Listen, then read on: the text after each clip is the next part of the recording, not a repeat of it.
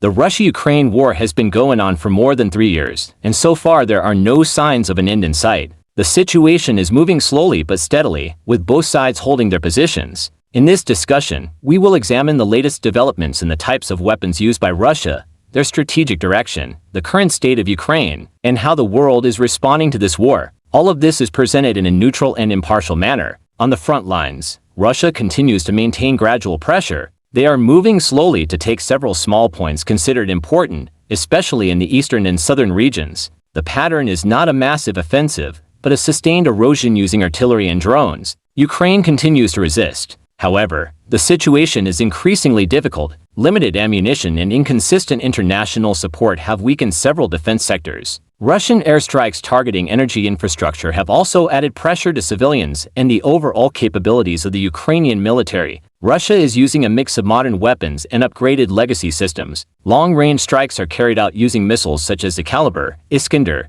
and Kh-101 to hit energy facilities, logistics warehouses, and other critical infrastructure. Kamikaze Gerent drones are routinely used to disrupt Ukrainian air defenses and disrupt energy networks. Artillery remains one of Russia's main strengths, with rocket systems like the Grad and Smerch providing sustained fire. In ground operations, tanks like the T-7B3 and T-9OM are used to support infantry and maintain defensive lines. In air defense, Russia relies on S-300s, S-400s, and Panirs to counter drones and missiles launched by Ukraine. From the visible pattern, Russia appears to be pursuing a long-term strategy. They are strengthening captured territory by building layered defenses and supporting facilities. The goal is to ensure that these areas are difficult for Ukraine to retake. Russia also appears to be waiting for the enemy to tire, particularly regarding Ukraine's political and economic support, which is heavily dependent on Western countries. With this dependence, Russia calculates that blocking foreign aid can provide a long-term strategic advantage.